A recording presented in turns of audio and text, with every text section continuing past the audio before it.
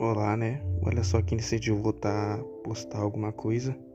Eu fiquei alguns meses sem postar nada porque eu não tava pensando em nada que eu gostaria de gravar, mas recentemente aconteceu bastante coisa na minha vida. Aí eu finalmente pensei em um tema que eu gostaria muito de falar, que seria as lições que os animes passam pra gente. Esse vídeo não vai ter somente uma linha de raciocínio e pensamento, eu vou falar sobre diversas coisas. Às vezes vou cortar o assunto no meio e partir para outro assunto. Esse vídeo está sendo gravado sem roteiro nenhum, eu só vou falar o que vem na minha cabeça porque o ideal para um vídeo desse seria eu falar o que eu estou sentindo no momento. Então, só para vocês terem uma noção de como vai ser esse vídeo, eu quero abordar o primeiro tema, que seria sobre o personagem Michael Kaiser. Pra quem não conhece o Kaiser, acha que ele é só mais um cara babaca, mais um vilão da vez pro protagonista derrotar, mas a verdade é que ele é um personagem muito bem aprofundado e que tem suas próprias motivações que fazem até pessoas como a gente se identificar. No início, o Kaiser foi apresentado como um cara arrogante, que sempre se achava o melhor, personagem padrão de Blue Lock. Com o passar dos capítulos que ele estava sendo superado pelo Izagi, a gente estava curtindo ver ele se ferrar, porque ele sempre foi apresentado como um personagem arrogante, orgulhoso, que sempre se achava o melhor, mas quando o passado dele foi apresentado, a gente começou a entender os ideais e motivos dele. Na sua infância, o Kaiser era tratado como uma verdadeira escória, um cara que não tinha uma mãe, não tinha amigos e o único pai que ele tinha era um pai embriagado que agredia ele, que fazia ele achar que sonhar era impossível.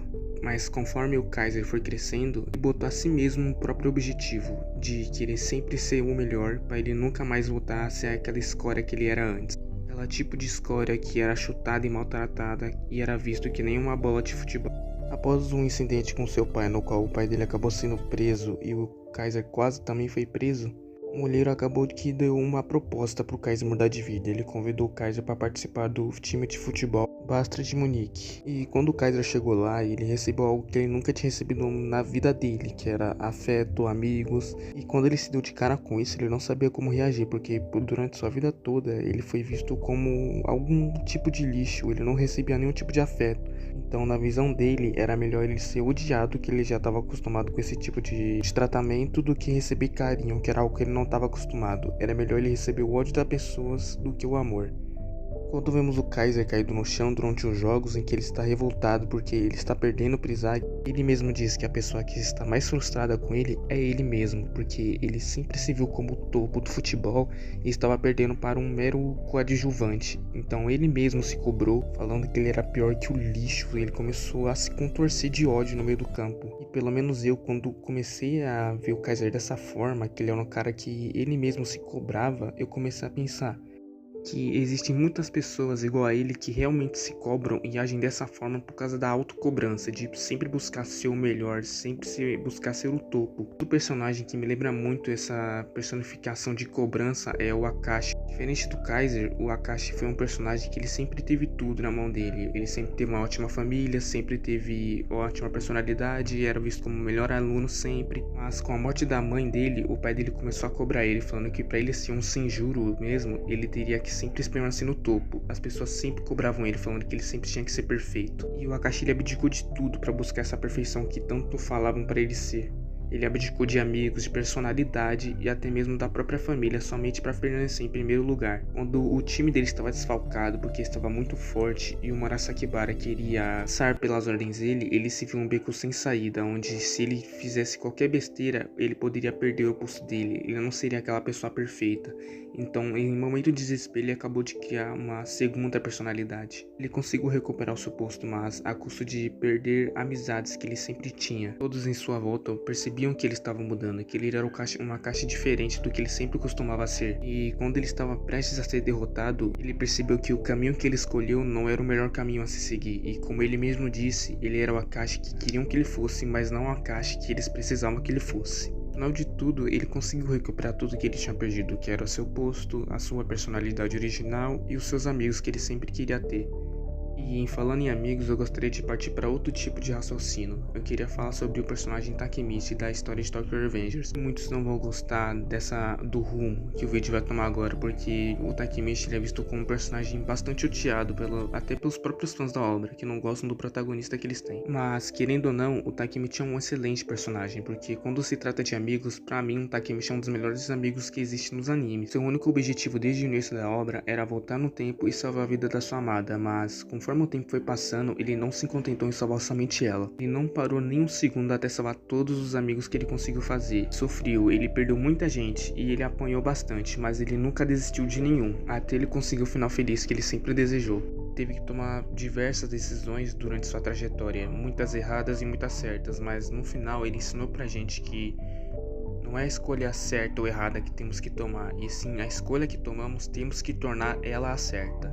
Eu decidi colocar o Takemichi nessa lista de personagens sentados porque mês passado eu perdi o meu melhor amigo, o cara que eu convivi a minha vida inteira desde a infância. Eu fiquei muito abalado com o falecimento dele e não sabia nem mesmo como reagir. A sensação de querer voltar no tempo e poder impedir tudo, mesmo sendo incapaz de fazer qualquer coisa, era muito forte, e foi o que me fez lembrar do Takemichi, que ele é um personagem que, mesmo sendo fraco, mesmo sendo, entre aspas, covarde, ele é um personagem que nunca desistiu de querer salvar ninguém, e ele sempre estava lá para proteger todo mundo, independente da força do inimigo.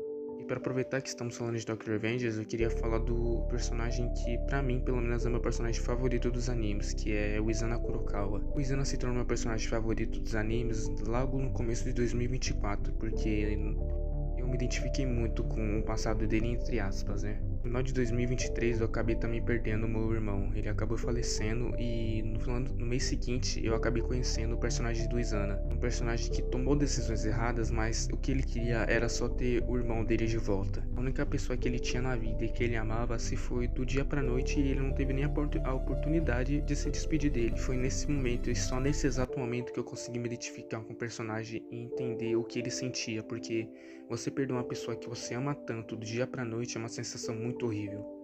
Hoje em dia eu consigo falar sobre esse assunto com mais tranquilidade, apesar de ser bastante recente o ocorrido, mas eu aprendi que devemos seguir em frente, independente das pessoas que perdemos durante o caminho, e isso também me faz lembrar de outro personagem que é o Itadori. O Itadori que é um personagem que ele perdeu diversas pessoas durante seu caminho. E mesmo após tanto sofrimento, ele nunca parou de seguir o seu ideal, que era de proteger o máximo de pessoas possíveis. Por mais que no final do mangá o Itadori tenha finalizado tudo com um sorriso no rosto, para nós era nítido que ele estava com completa depressão. Só que por mais que ele estava nesse estado depressivo, tinha pessoas do lado dele que o fazia sorrir sempre que ele precisava. Seguindo a rota de irmãos, eu também gostaria muito de falar sobre o Hades de Shumatsu, que apesar de ser um cara chamado Hades, né, o imperador do submundo, ele é o irmão mais velho dos Zeus e Poseidon. E pra mim ele é um dos melhores irmãos mais velhos que tem em qualquer anime. Ele era o tipo de cara que não importa o que acontecia, ele sempre tentava proteger os irmãos dele. Tanto que durante a guerra contra os gigantes, Hades foi sozinho lutar contra diversos gigantes e ele conseguiu ganhar. E ele foi sozinho somente para que os gigantes não chegassem até os seus irmãos. E foi nesse dia que Poseidon pela primeira vez chamou ele de irmão. Isso fez o Hades criar um grande senso de responsabilidade pelos seus irmãos. Fez ele tão longe a ponto de entrar numa batalha onde ele não estava convocado somente para vingar a morte do seu irmão. E apesar de ele não ter conseguido vencer, ele pede perdão até mesmo na morte pelos seus irmãos por ele não ter cumprido a promessa de sempre vencer as batalhas. Outro excelente irmão mais velho que muitos acham que ele peca muito é o Gyotaro de Demon Slayer. O Gyotaro pode não parecer se importar muito com a Araki, mas apesar de tudo ele era um exemplo de irmão mais velho, porque ele sempre colocava a irmã dele em primeiro lugar. Sempre que ela sentia frio, ele aquecia ela. Sempre que ela sentia fome, ele dava comida dele para ela poder comer. E ele passava fome por dias. E quando ele viu que a irmã dele estava morrendo em total desespero, ele escolheu a pior opção. Ele escolheu se tornar um demônio somente para que a irmã dele permanecesse viva. Ele era alguém visto como uma pessoa feia, num lugar onde a beleza era tudo que importava, e ele nasceu com uma face mais distorcida. Ele tinha dentes tortos, pele manchada, cabelo sujo. Ele era o oposto do padrão de beleza que a sociedade sempre impôs. E para aproveitar esse gancho sobre beleza, a gente tem um personagem chamado Apollo de Shumatsu, que sempre foi apresentado como um personagem arrogante, que sempre se dizia ser o mais belo dos céus e tudo mais. Em Shinmatsu eles colocaram uma personalidade totalmente diferente do que a gente estava acostumado com o Apollo. O Apollo no seu passado ele era visto como um deus comum e medíocre pelo resto de Valhalla. E para ele ser o que ele é hoje em dia, ele teve que se esforçar muito para chegar onde ele chegou, treinando todo dia intensivamente para poder se permanecer mais forte e mudar sua personalidade. O Apollo nos ensinou que a beleza exterior é importante sim, mas o que importa mesmo é a beleza interior. Que não importa o quão belo você seja por fora, se sua personalidade for podre, você é completamente feio por dentro. A pessoa boa de coração, que sempre busca melhorar, que tem uma ótima personalidade, ela sim é bonita tanto por dentro quanto por fora. E para finalizar esse vídeo, eu gostaria de citar o personagem mais bem desenvolvido dos animes pra mim, que é o Mob de Mob Psycho. Ele é um personagem muito bem escrito, tanto do começo ao fim. Com o decorrer dos animes, a gente vê diversas dificuldades que ele passa pelo caminho, como um adolescente normal que eles passam diariamente. Problemas amorosos, problemas com a família, problemas com a personalidade, com sentimentos. E o Mob nos ensinou que não importa se você é alguém comum ou alguém extraordinário, se você tem poderes ou não. Se você for só você, se você for o protagonista da sua vida, somente isso vai te tornar uma pessoa melhor. Então, pra mim, animes não são só desenhos japoneses que tem lutinha, espada e tudo mais. Pra mim, cada anime passa um ensinamento diferente. Eles ensinam sobre perseverança, nunca desistir, coragem, personalidade, esperança, persistência e tudo isso apenas por animações japonesas. Então, o que eu posso dizer pra vocês, com tudo que eu aprendi com eles, é que você nunca pode desistir e sempre seguir em frente. Se você for você mesmo do início ao fim, se você for o protagonista da sua vida, nada mais importa.